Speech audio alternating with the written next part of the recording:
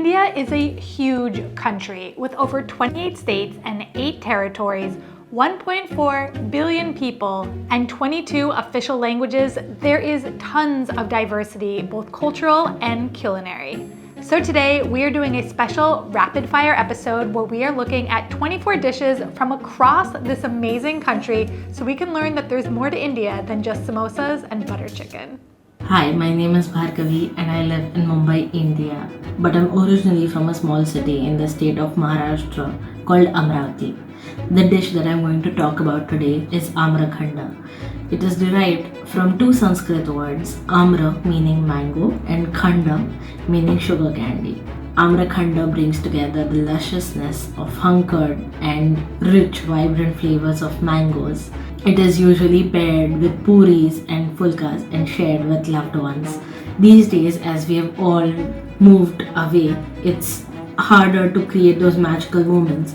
But every time I see Amrakhanda, it takes me back to those special times that I spent with my family. The store-bought version just doesn't compare to the stolen morsels from my childhood. So I wanted to share this memory from my family to yours, and I hope it inspires you to create your own special moments. This feels more like a dessert to me. This on its own, really yummy. Wow. It's bright, it's chipper, it's mango-y, it's pretty simple to make. I enjoy it. The puris, those can be a little hard. I'm not gonna lie, I ordered this one. And as far as Indian dishes go, this was obviously quite minimal. Hello everybody, my name is Furtado. I'm originally from Mumbai, India. The dish I am going to share with you all today is the green chutney and butter sandwich.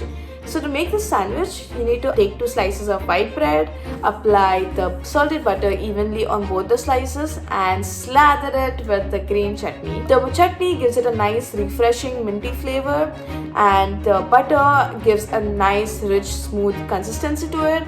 And the bread is just soft and it just brings it all together. From where I come from, we have these small Catholic communities, and every year during the months of May and October, we all come together to pray rosary at every house in the community every day. And after the rosary gets over, we all sit together and we share a snack or a meal together. And the most common dish will be the green chutney and butter sandwich. Ooh, I love this. It's got that nice spicy, fresh kick that mint and coriander chutney has, and then the butter, like that fat kind of makes it all feel very smooth and satisfying. And I love it. Hi, my name is Shivali and I am from Muradabad. The eggplant dish that I want to share today is called Bagan ka bharta. Bharta means mashed up in English and bagan is what we call eggplant in Hindi. Bagan ka bharta is a very simple dish made by slow roasting bagan or eggplant over fire. We do it over a gas stove, but you can do it in the oven if you want. It is then combined with a spice base made by a few aromatics and then combined with some spice. Bagan ka bharta is a North Indian staple. It is usually eaten as a main dish with some roti or chapati. I love cooking and food in general, and it is one of the first dishes that I started making when I started cooking. I think everyone should give Bagan ka bharta a try, because it is full of flavors and it is so versatile. That's pretty good. This is actually a very simple dish to make, and there's not much that goes into it, just a little bit of patience and letting your eggplant roast long enough. It is really good. The more I'm eating it, the more I'm like, wow, this tastes like solid home cooking, and it's just very comforting. Hi Beryl, my name is Ishmi and I'm from Vancouver, Canada. My family comes from the Punjab region of India. Today I'm sharing a dish called Gardi, which literally translates to cooked and reduced, because this dish requires you to cook it and reduce it to thicken the yogurt-based gravy. Gardi is a creamy gravy dish made from dahi, traditional Indian yogurt, along with besan or ground flour as the base of the gravy. In the Punjabi version of Gardi, we usually add pakoras or crunchy fried vegetable fritters to the dish. This dish is more on the milder side of most Indian dishes, as it's not too flavorful and just has the basic masalas or spices. It is mostly paired with rice and is actually one of the few dishes us Punjabis eat rice with instead of roti. It is an extremely important staple of Punjabi home cooking, and I usually eat it as a light comfort food. I believe curry is a common dish among many cultures in India, but what makes our Punjabi curry different is the use of pakoras and maybe a variation of spices. My family and friends get really excited when they find out that curry chawal or curry with rice is on the menu. Curry is one of these dishes that you will rarely find in any Indian restaurant because it gives you an authentic insight into what simple Indian home cooking is. It depicts the real Indian home culture. Wow, this tastes like my mother-in-law's version. I mean, hers might be a little bit better, but it tastes good. I'm gonna get some of my pakora. Damn. Even though this is not a spicy dish at all, this is a spiced dish. There are so many elements and different flavors at play to make this what it is. I don't think that you can necessarily skip out on the one that's like, oh, a quarter teaspoon of this and a half a teaspoon of that. It's small amounts of everything, but all of those things come together and become something so much bigger. Hi Beryl, my name is Nishtha and I'm originally from New Delhi, India. The dish that I'm going to talk about today is Guia. It is a sweet dumpling made from flaky pastry and some milk solids and some nuts. I like Guia because it reminds me of this festival in India called Holi, which is a festival of colors. It is specifically made during that festival. It's a lot of fun and you get together to eat with your friends and family. What makes these dumplings unique is the fact that they are sweet. Most of the dumplings that everybody talks about are usually savory. Since it's sweet, we don't use any sauces with it.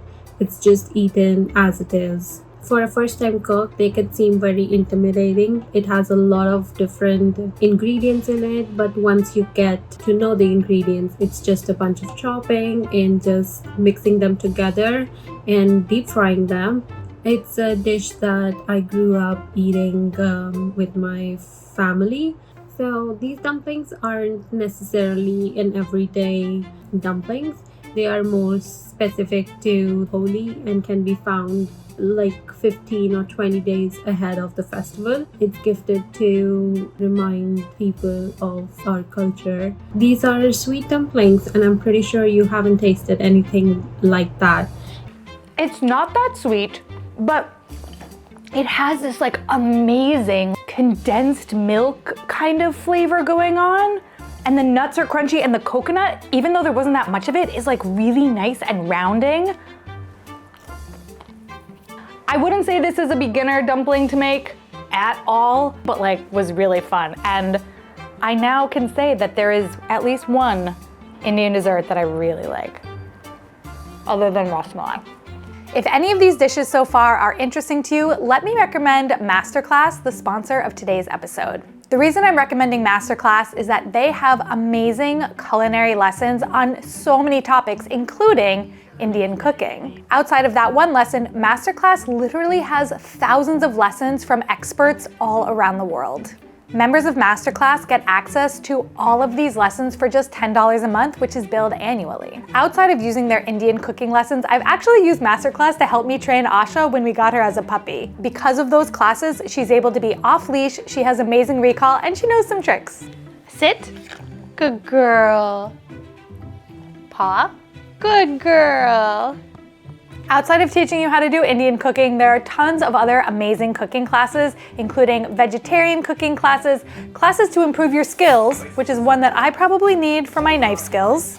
There are lessons with people like Gordon Ramsay, Dominique Ansel, even Roy Choi. So if you're somebody who's interested in cooking and learning more about the culinary world, Masterclass is an amazing addition to help you learn more things along your way. If this sounds interesting to you, check out Masterclass and click the link in my description for 15% off. Hi, my name is Mansi and I am from India, Madhya Pradesh. The dish that I want to share with you all today is Buta Kees. Buta Kees literally translates into Butta, which means corn, and Kees is something grated. So in Buta Kees, we take grated corn and then cook it with some oil, butter or ghee, and then temper with some spices and milk to it to give it a rich creamy texture, and then top it with some lemon and garnish with some coconut flakes, and there you go, you have a good Buta Kees. I like this dish because this is very simple, sweet, sour, creamy dish, and especially in the winters or in the rainy nights, it's a perfect dish to have with your friends. Growing up, I never had this dish because this is not a very famous dish in all parts of Madhya Pradesh and not a part of my culture. So I had it when I moved to Indore. For me, this dish is basically all about college nostalgia, good memories, and good friends. Ooh, I like this. Ooh, it's a little bit spicy. I think what's so interesting about this is that I'm used to corn being slightly sweet, and in this instance, it's slightly sweet and slightly spicy, and the texture of it is very different from corn texture that I'm used to. You can taste the mustard seeds and the ginger. It's really nice. I loved it. Hi Beryl, I'm Sangeeta and I'm talking to you from Chennai in Tamil Nadu, India. When it comes to snacks, we love something that is salty, spicy and crunchy at the same time. A snack that we like to make very often at home is spicy fried peanuts. In Tamil, we call it Kakar Kakar. Kara is spicy and Kadala is peanuts or groundnuts as we call them here. I love the snack because it's so easy to put together and so versatile. If you're allergic to peanuts, you can swap this out for almonds or cashews and it would still turn out great. It's a very versatile snack and I hope you try this. It's super simple to make and I hope you all love this as much as we do. Spicy and salty. This was very quick to do. It's super basic. You just need like turmeric and red chili powder. I don't eat that many nuts in my day-to-day, but when I do, they're roasted and they're flavored just like this. Hey Beryl, hey everyone, I'm Sanjasu from Howrah, West Bengal in India, and the dish I want to talk about today is Shichingi Papa or prawns steamed in mustard sauce. This is a very simple dish from the Bengali cuisine and it's just what it sounds like. It's prawns cooked in a spicy tangy mustard sauce and it pairs really well with rice. Mustard has always been used as a prime source of spice in Bengali food long before chilies were introduced to us by foreign invaders. And Bengali food being very fish-centric, mustard helps pair really well with fish and seafood. This is very simple to cook, and when we usually think of Indian food, we talk about naan and butter chicken or South Indian food. But these culinary secrets, which are hidden in various other parts of India, are mostly undiscovered. Whoa, that's wild. It's delicious. I've never had a mustard shrimp dish before in my life, but I guess it's something we should all be doing a little more of. The mustard has this tangy spiciness which goes really well with the shrimp, and the sauce with the yogurt in it, it's creamy and it's vibrant, and like the color is also really beautiful. And for sure, it's made me rethink mustard because I've learned so much making this dish. Hi, my name is Deeksha. I'm from Kanyakumari, the southern tip of India, but I was raised and currently live in Bangalore. The coffee I'm sharing today is called Sukku or Chukku coffee. Chukku or Sukku means dried ginger and kapi is the way South Indians pronounce coffee. It's found in the state of Kerala and southern part of Tamil Nadu, which is where I'm from. It's a dark decoction made out of dried ginger, coriander seeds, peppercorns and instant coffee. It's sweetened with jaggery, which is a type of unrefined cane sugar. The only way I've had it is in a stainless steel tumbler, which is the standard cutlery of choice for all beverages in South Indian household. Coffee drinking is quite an integral part of social life, especially in South India. The extensive trade in the southern coast during the colonial times made coffee a beverage of preference. In many South Indian households, you might even see a dominance of coffee over tea. It tastes quite strong and spicy with mild sweetness to balance those spicy notes. That is bold. It's spiced. Like, there is so much flavor in this. I feel like I can totally see how this might be Ayurvedic, how it's helpful. Like, there's a little bit, like, it's got, I don't know if I would enjoy this as like a, like, I'll have a cup of coffee, but at the same time, it feels like it could heal me of something. Hello everybody. My name is Sanjeevani Mahendale and I'm from Bangalore, India. The dish I would like to share with you all is egg burji. Egg burji is basically India's take on scrambled eggs and lies on more of a spicy and savory side of the taste palette and hence makes it a great starter dish. It has pretty basic ingredients. It only takes eggs, onions, and tomatoes, along with green chilies and some other spices to make it. I love this dish because it is pretty easy to make and yet tastes delicious and fancy. And also, you can get as creative as you want with the ingredients. Tindu maja madi, which means eat and have fun. It's so good. I think that this is a really great dish. You know, when you're kind of feeling really lazy and you're like, ugh, I don't want to make dinner. What am I going to do? You can make this and it doesn't feel like you're just having scrambled eggs for dinner, like at all. Hi, my name is Soumya and I'm from Coimbatore in India. The dish I'll be sharing with you today is called Ulli Tiyal and it features baby onions in a tamarind-based sauce. In Malayalam, Ulli means onion and Tiyal means burnt dish because the coconut used in this dish is dry roasted till it's charred. The onions used in Ulli Tiyal are red shallots or baby onions. These are sweeter than regular onions and are a staple in Kerala cuisine.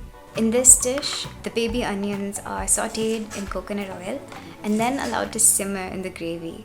So they end up like little oniony pearls that burst in your mouth. The gravy is tangy from tamarind, spicy from the red chili, and has a characteristic smoky flavor from the coconut. By Indian standards, this dish doesn't use a whole lot of spices. The flavor comes from charred coconut and shallots. It's a simple dish, but the results are deliciously complex.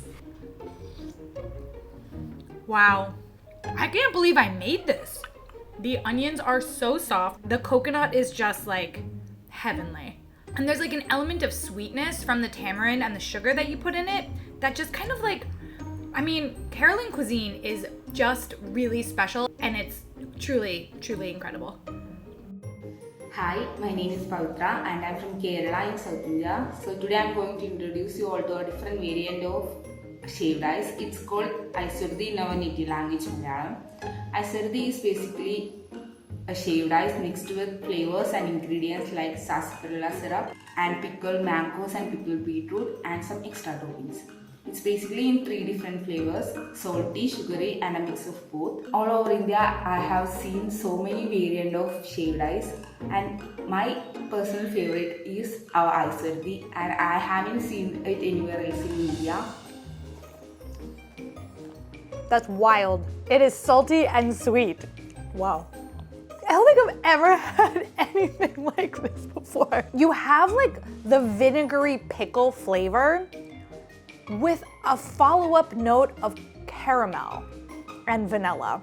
And it seems like it's at odds with one another, but it also kind of works. And I do feel like having had my fair share of Indian foods, like I get this. Hello everyone, my name is Arya. I live in Pune, Maharashtra, India, and the dish I want to share with you all today is kakadiche dhirde.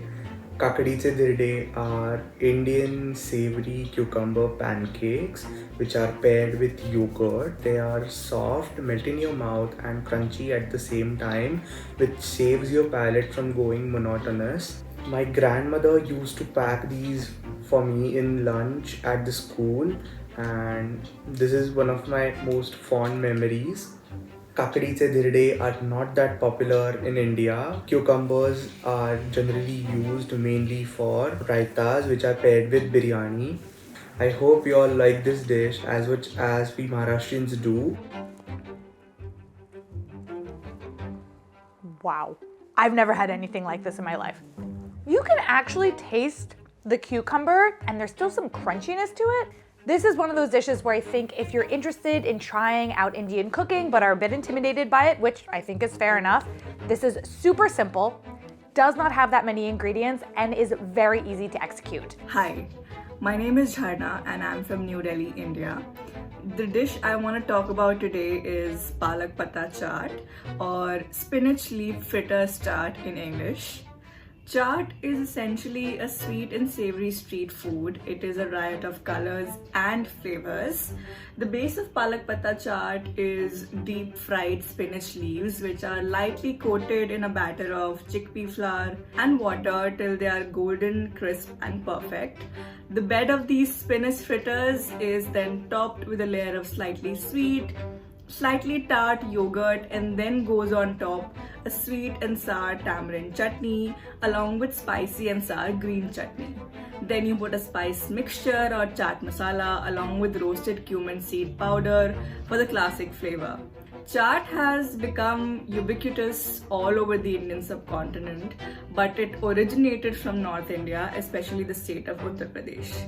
Chaat, while looks incredibly complicated to make, it is relatively simple but laborious. It is a guilty pleasure, something you would eat on a cheat day but feels oh so luxurious. I'm sorry, but like Indian food is so good. Like what? Taking a spinach leaf, covering in batter, and letting that baby fry, it's genius. And then covering it in all these different textures of the papadis, which are these fried crackers, and with pomegranate seeds to give it a pop of sweetness, the tamarind and the chutneys that give it a sour and like a salty and a spicy tang to it, and then you have yogurt which cools everything down. It's a delight to the senses, truly. Hello, my name is Chutney and I currently live in Seattle. However, my entire family originates from the Punjab region of India and Pakistan, and today I want to talk to you guys about paneer pakode. So paneer pakode is a type of fried party food and is made up of 2 thin pieces of paneer, a South Asian type of cheese, which is lit with a layer of green chutney in the center, and then is dipped in a batter made of gram flour and other spices such as cumin and coriander seeds, and then deep fried until a light golden brown. And you can also dust them off with a bit of chaat masala when they're hot if you want.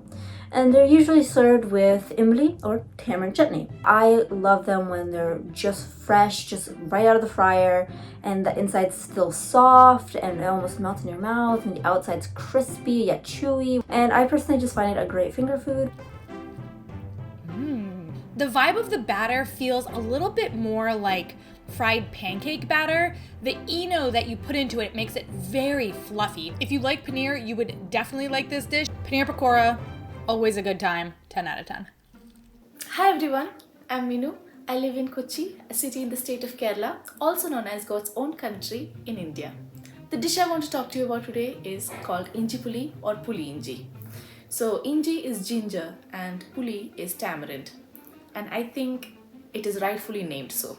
Inji puli is usually had like a chutney or a condiment along with other dishes because it is so flavorful. It's almost like a flavor bomb.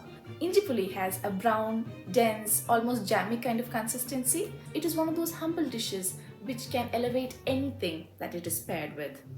It is sweet, tangy, spicy, all in one. Also, ginger is having a lot of medicinal properties, like it aids with digestion and gastric emptying. So I think it's no surprise that it is paired with a huge feast like a sadhya. Ginger is very common in Indian cooking. In fact, I think almost every Indian dish starts with sauteing of ginger and garlic paste. So I think it is no surprise that ginger has a dish to claim as its own. It's got a kick. Woo! There were 5 green chilies in this, plus the red chilies in the tempering, plus it's ginger. The tamarind and the jaggery, oh man, my tongue's on fire. That is not for the faint of heart.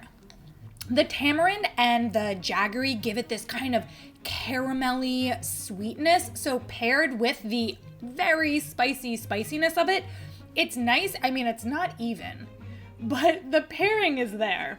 I'm Misha from Kanpur, India, and the dish I would like to share with you all is called Phha. Phha in English translates to flattened rice, which is the main ingredient of this recipe.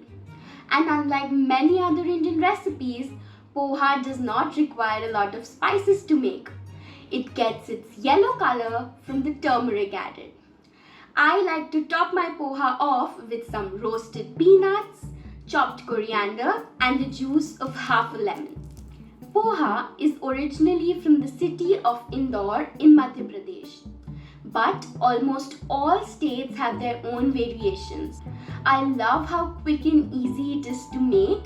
It tastes refreshing and the peanuts add a beautiful texture to it. It's perfect. Curry leaves will become your best friend after you try this dish, I promise. It's salty and tangy and sour and a little bit spicy. It's kind of like the best way to wake up your tongue in the morning. My name is Sangeeta and I'm from Chennai in Tamil Nadu, India. I'm super excited to share with you today South India's most famous breakfast, one that I grew up eating a lot, idlis. Idlis are steamed rice cakes. It's rice and lentil, urad dal, both soaked, ground, fermented and steamed as cakes. It's usually paired with many different types of chutneys or sambar or gunpowder. Idlis are truly an ancient breakfast. It dates right back to the 10th century. We have a rich history of growing many different thousands of varieties of rice, and most of our food revolves around rice and fermentation. A plate of idlis along with chutney and sambar is a full meal in itself. We live in hot weather right through the year, and a plate of fermented food like idlis is super light on the stomach, easy to digest and great for the gut. Idlis are truly an embodiment of the food culture of South India. You would find them in every street corner, every restaurant features them. Please do try making idlis, and even if you don't have the traditional idli plate, you can use a shallow vessel or cups greased to make your idlis at home in a steamer. I feel like a good idli is kind of like a medium firmness pillow. Of course, many people make idli and sambar from scratch. You know, grind the rice, grind the lentils, ferment it. You can also just buy the pack of the batter, where all you have to do is add a little bit of water and a little bit of yogurt, and like Bob's your uncle, you have mini idli. Hi Beryl, I'm Rachel Maithili from Coimbatore, Tamil Nadu, and today I want to talk about a dish from the Chettinadu part of Tamil Nadu called Molaga Mandi. Melaga means green chili and Mandi means rice water. These two are the two main stars of the dish. It is a tamarind-based curry that goes exceptionally well with rice. Tamarind-based dishes are quite common in Tamil Nadu because they prohibit the growth of bacteria in food for a longer time, allowing you to enjoy the dish for breakfast, lunch and dinner. I understand if you feel startled at how this dish requires 20 chilies. However, this dish is not that spicy at all. It brings out the flavors of green chili beautifully, and the tamarind mellows down the heat of the dish. The key is to roast the green chili till the outer skin becomes light brown. In fact, this step helps reduce the heat and enhances the flavor of the dish. I love Molaga Mandi because it is easy to make and requires few ingredients. It also has an earthy flavor and it reminds me of home. Molaga Mandi is not that known to those outside the Chettinadu region and its neighboring cities, but it is an ancient and traditional recipe. Hot. I will say that the tamarind with the heat is actually really nice. There's like a sweet, sour, earthy balance. The shallot is super soft, has a little bit of sweetness, and the thickness of the gravy just kind of coats everything in this silky, sour, sweet flavor. Hi Beryl, I'm Mukta and I'm currently living in Gandhinagar, Gujarat. I'm originally from the state of West Bengal. The dish I want to talk about today is Mache Kata Chochuri, which literally translates to Mache Kata, which is fish bones, and Chochuri. Chochuri is a stir fry of medley of vegetables and other ingredients. Mache Kata Chochuri is a flavorful Bengali dish that showcases the creative use of fish heads, bones and an assortment of vegetables. In this dish, the fish head and bones are the main ingredient, contributing to a rich and distinctive flavor to the preparation. I like this dish because it's a colored staple in our household. In Mache Kata Chochuri, the fish heads contribute a deep, umami-rich flavor to the dish. Fish heads are often considered a delicacy due to their taste and tender meat found around their cheeks, eyes and collarbones. Mustard seeds adds a pungent kick to it. Bengali cuisine is renowned for its wide array of fish-based dishes, thanks to its abundant rivers and water bodies. This dish is a prime example of this culinary heritage, showcasing the creative use of fish heads, a less common but creative and flavorful part of the fish. though. That flavor is freaking good. It's really interesting of just like looking at one person's waste is another person's delicacy, you know? You need to be creative when you're gonna use parts of an animal or a vegetable that most people see as waste. And like this dish to me is super creative. Hi Beryl, my name is Shivani and I'm from Ranchi, Jharkhand, India. The dish that I will talk about today is called Pyaz ke pakode in Hindi or onion fritters in English. This dish is made out of sliced onion coated in a batter made out of chickpea flour and water along with some spices. It is then deep fried in mustard oil till golden brown. This is a very common dish as it is made out of ingredients readily available in our kitchen pantry. This dish is crispy and crunchy. The deep frying gives the onion a bit of a caramelly flavor. We especially crave this dish on days when it rains. They're totally delicious. Yum. The batter is fluffy and you can taste the mustard seed oil. I like the heat from the chili as well. It's really nice, kind of kicks up the whole dish a little bit. Hey everyone, this is Isi from Udupi, Karnataka, which is a state of India. The dish I want to share with you today is Gobi Manchurian, which translates to cauliflower Manchurian. It is a popular Indo-Chinese dish which consists of two parts. First frying the fritters of gobi and then tossing it in some kind of sauce which is made up of soy sauce, red chili sauce, garlic and everything. Obviously it's really tasty. Gobi Manchurian varies from place to place. I'm not even talking about the dates, but it varies from place to place. For example, I'm from Udupi and where I come from, they fry the cauliflower florets and then toss it in the sauce.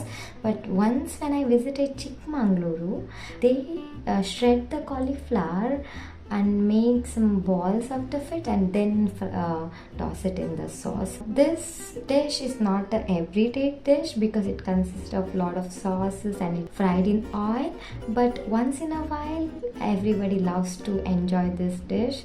No matter what age they are, what place they are from, this is a fan favorite dish.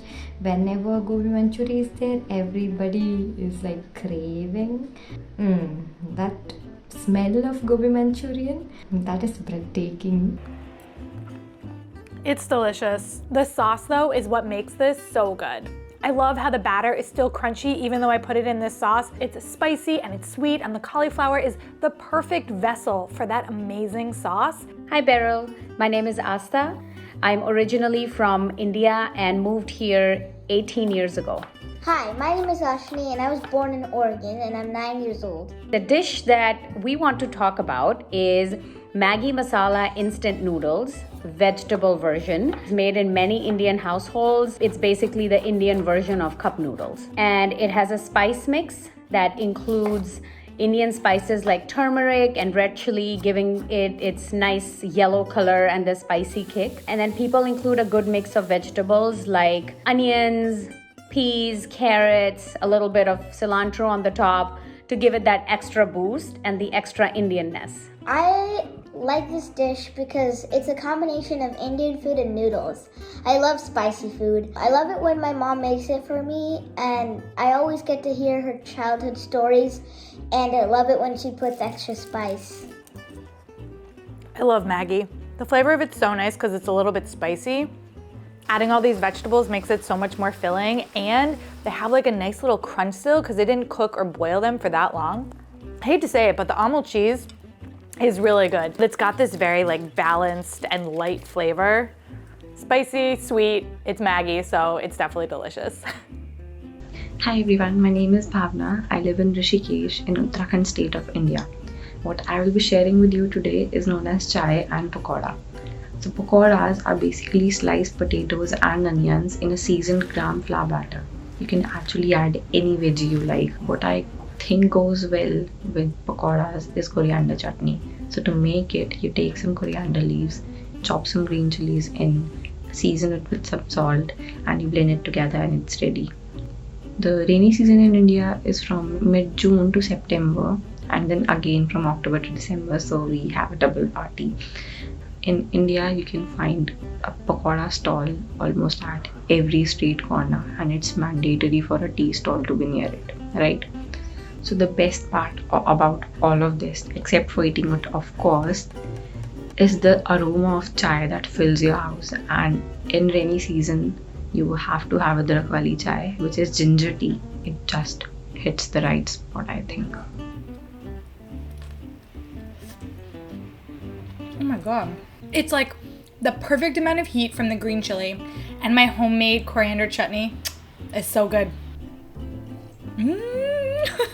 I'm having so much fun right now. Let me know which states we missed and a dish from there that we should all know about. I am leaving you with a toast around the world and an egg around the world episode, and I will see you all next week.